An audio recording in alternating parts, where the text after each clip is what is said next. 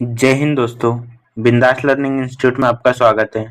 हम MGICS अर्थात महात्मा गांधी की टेस्ट सीरीज 2026 वाली सॉल्व कर रहे थे। इस क्रम में हमने unit 4 MP geography, unit 5 MP polity, unit 6 MP economy तथा अब हम MP की यूनिट 2 जिसमें MP की जो कल्चर है या संस्कृति वो पढ़ रहे थे, उनके क्वेश्चन देख रहे थे तथा उन्हें हम ट्रिक के माध्यम से याद कर रहे थे। तो आज का हमारा पहला क्वेश्चन है, निम्नलिखित में से कौन सी जो पुस्तक है वो केशव द्वारा नहीं लिखी गई। केशव दास के द्वारा कौन सी पुस्तक है इनमें से जो नहीं लिखी गई। रामचंद्रिका, रतन बावनी, कवि प्रिया, राम रसायन। तो हमने इसको कैसे याद किया था, अभी जो लास्ट क्वेश्चन था 80वां, उसमें जो रचनाएं थी वो देखी थी। तो केशव दास अर्थात हम किसे बोलते हैं, कान्हा को ही बोलते हैं। कान्हा जी की बहुत सारी कॉपियां थी और जितने भी लड़की के नाम आए अधिकतर वो किसकी रचना है, केशव दास जी की। जैसे रामचंद्रिका, रतन बावनी, कवि प्रिया, ठीक है। और उसके बाद में विज्ञान गीता हो गया, रसिक प्रिया हो गया, आदि रचनाएं। तो इसका हमारा आंसर हो जाएगा राम रसायन, ठीक है। इसकी डिटेल हम देख लेते हैं। केशवदास का जन्म कहाँ, ओरछा में हुआ था। बादशाह जहांगीर का संरक्षण प्राप्त था। इन्हें कठिन काव्य का प्रेत भी कहते थे। क से केशवदास, और केशव को समझना बहुत कठिन काम है, तो कठिन काव्य का प्रेत। हृदयहीन कवि, केशव को समझने के लिए हमें हृदयहीन कवि भी कहा जाता है। रीतिकाल के प्रथम आचार्य हैं। नेक्स्ट हमारा क्वेश्चन है, मध्य प्रदेश में जो मतंगेश्वर मंदिर या फिर मातंगेश्वर मंदिर है कहाँ स्थित है। तो मातंगेश्वर मंदिर हमारा मांडू में, चित्रकूट, त्रिपुरी या खजुराहो। तो मातंगेश्वर मंदिर हमारा खजुराहो में स्थित है, ठीक है। इसे जो चंदेल वंश के कौन से हर्ष राजा ने बनवाया था हमने। उसके बाद में एक विद्याधर का कंदरिया महादेव मंदिर देखा था, ठीक है। विद्याधर ने महमूद गजनवी का पहला शासक था जिसने महमूद गजनवी का सफलपूर्वक सामना किया था, ठीक है।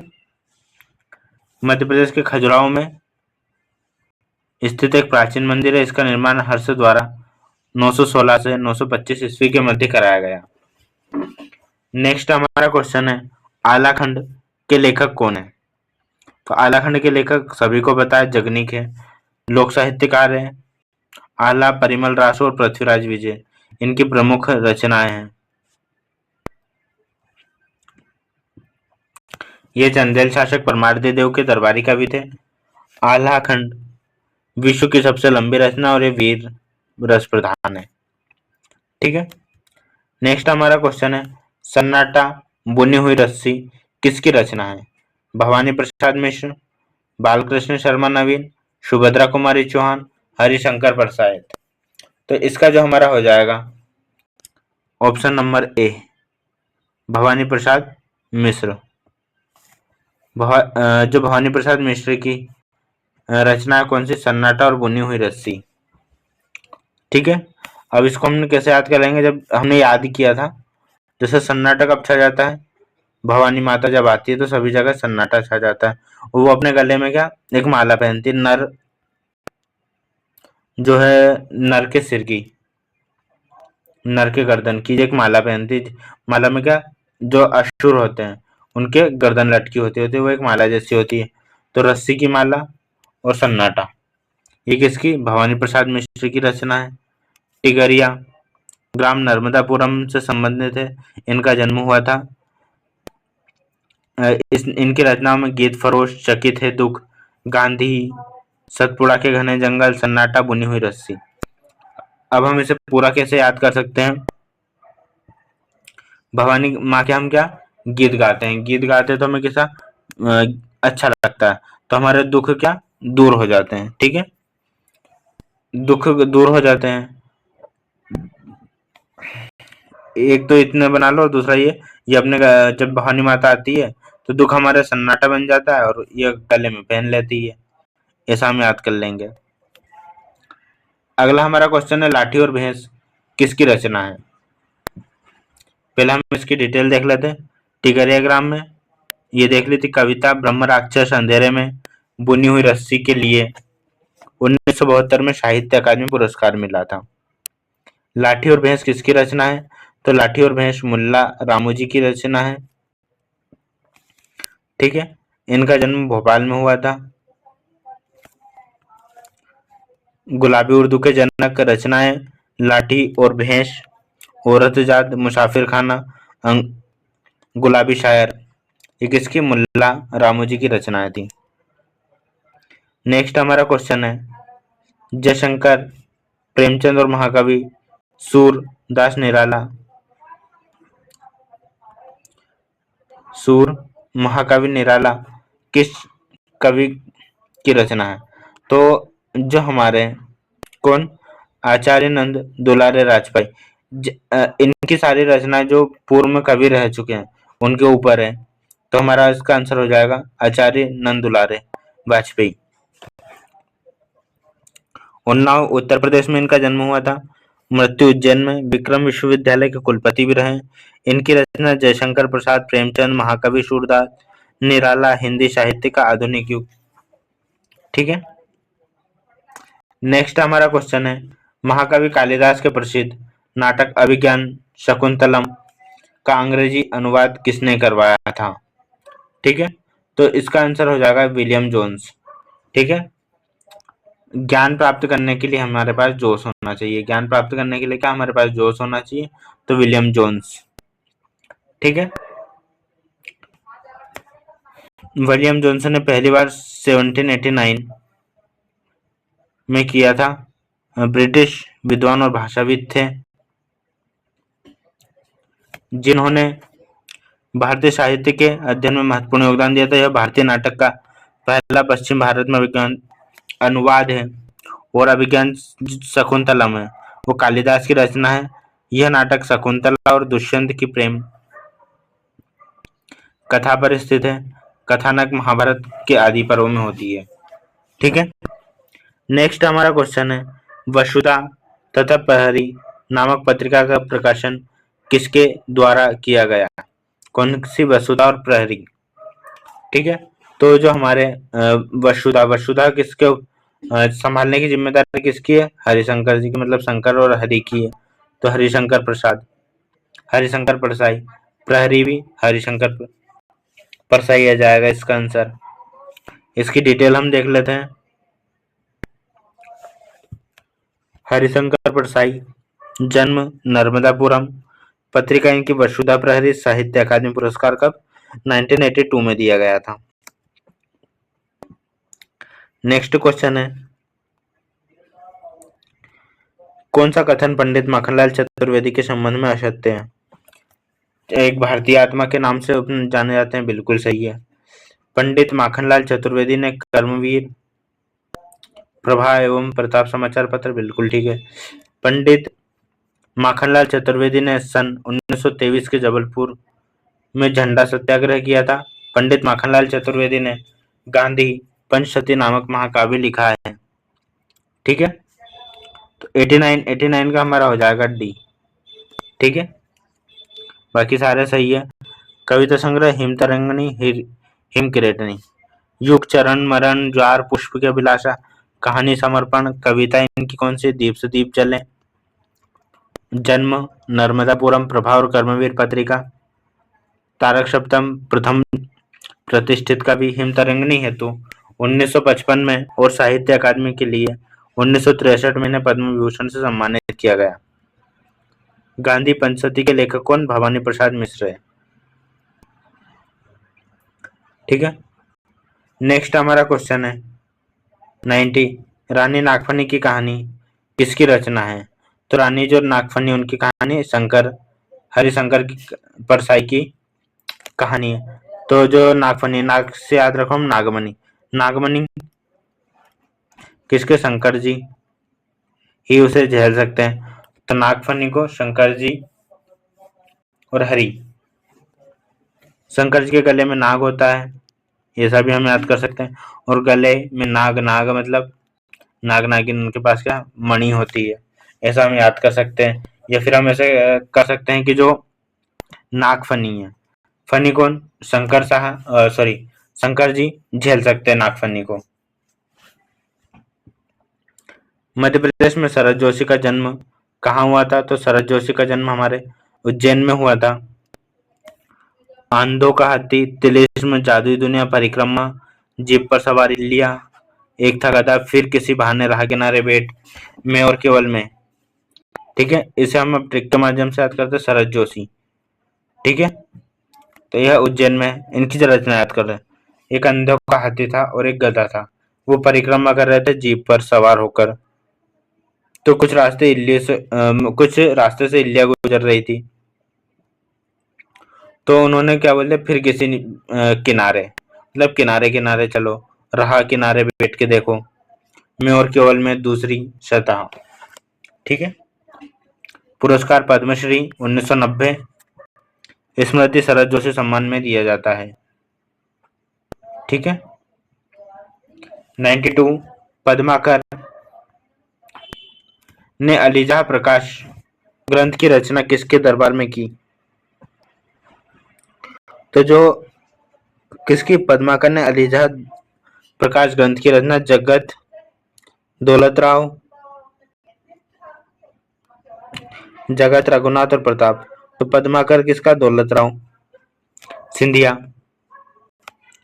92 का हमारा ए हो जाएगा।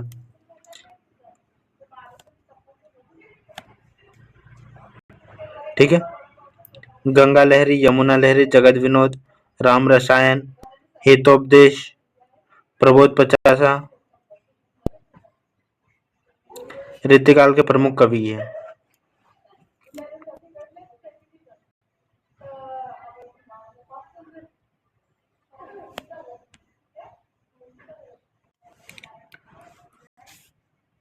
नेक्स्ट हमारा क्वेश्चन है, निम्नलिखित में से कौन संविधान निर्माता परिषद के सदस्य रहे हैं?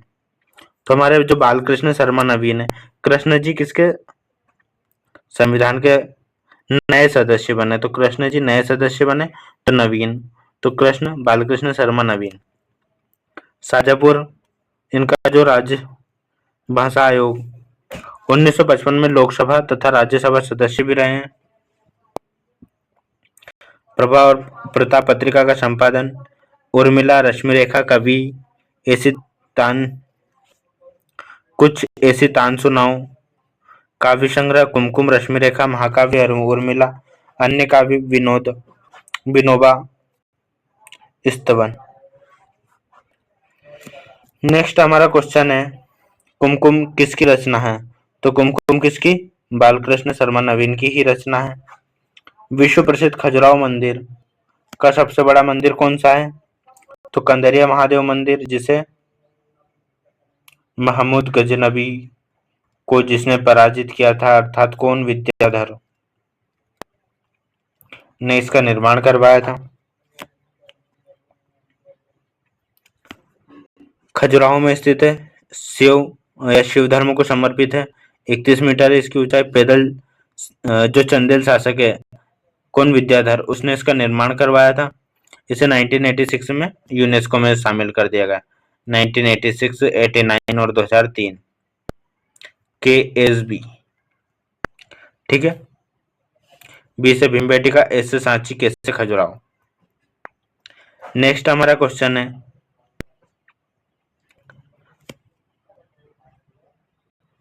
खजुराहो में स्थित लक्ष्मण मंदिर का निर्माण किस चंदेल शासक ने करवाया था? तो इसका निर्माण हमारे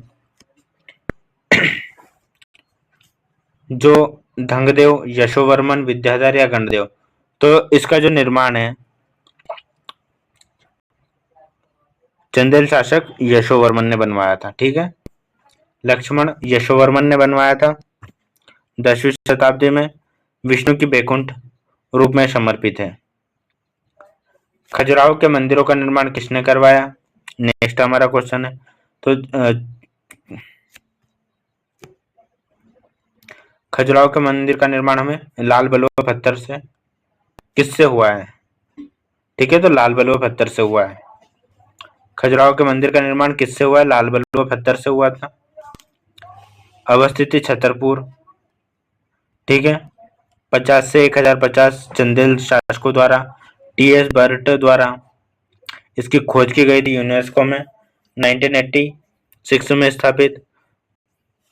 नागरशैली 25 मंदिर थे वर्तमान में और 25 मंदिर शेष हैं। मंदिर 3 समूह में विभाजित पूर्व, पश्चिम और दक्षिण में थे। नेक्स्ट हमारा क्वेश्चन है, खजुराहो में वह जैन मंदिर जिसमें महावीर स्वामी की माता त्रिशला के 14 स्वप्नों को दर्शाया जाता है वो कौन सी है? तो जो घंटाई मंदिर है उसमें महावीर स्वामी की त्रिशला की 14 स्वप्नों को दर्शाया गया है। डिटेल देख लेते हैं हम। खजुराहो यूनेस्को में शामिल जैन मंदिर, ऋषभनाथ आदिनाथ, संपूर्ण समर्पण जैन तीर्थंकर, चंदेल वंश द्वारा स्तंभों पर घाटियों का नक्काशी, अर्धमंडप और पुष्प चक्र का अलंकार। आज का हमारा सेकेंड लास्ट क्वेश्चन है, विश्व प्रसिद्ध खजुराहो के मंदिर स्थापत्य कला की दृष्टि से कौन सा शैली से निर्मित है? कौन से खजुराहो के मंदिर? तो खजुराहो के मंदिर नागर, द्रविड़ या बेसर शैली। तो इसका आंसर हो जाएगा द्रविड़ शैली। खजुराहो के मंदिर स्थापत्य कला की दृष्टि से कौन सी शैली निर्मित है? तो द्रविड़ शैली। उत्तर भारत के हिंदू मंदिर की स्थापत्य कला है नागर शैली उत्तर भारत में, द्रविड़ शैली साउथ में, और 5वीं 7वीं शताब्दी में विकसित किया गुप्त काल ने, प्रारंभ 8वीं 13वीं, विस्तार हिमालय पर्वत, ऊंचा पिरामिड नुमा शिखर, चबूतरे पर नक्काशी मूर्तियां, उदाहरण खजुराहो का कंदरिया और भुवनेश्वर का लिंगराज मंदिर। रायसेन जिले में स्थित सांची के स्तूप यूनेस्को में कब शामिल किया गया? KSB। ठीक है, के 86, S 1989 और 2003। ठीक है, रायसेन में तीसरी सम्राट अशोक के द्वारा इसकी बनवन खोज 1818 में जनरल टेलर ने, 1989 में शामिल। 3 एक महास्तूप और 2 छोटे स्तूप और स्थापत्य बहुत शैली। तो दोस्तों इस वीडियो में हमने MP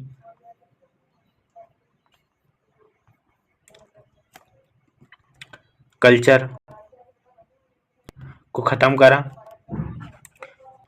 हमने पहले जो MP स्पेशल कोर्स उठाया था वो भी खत्म हो चुका है। अब है सबसे ज्यादा रिवीजन की बारी। अगर आपको वीडियो अच्छा लगा हो तो like, comment, share and subscribe करें। जय हिंद, जय भारत।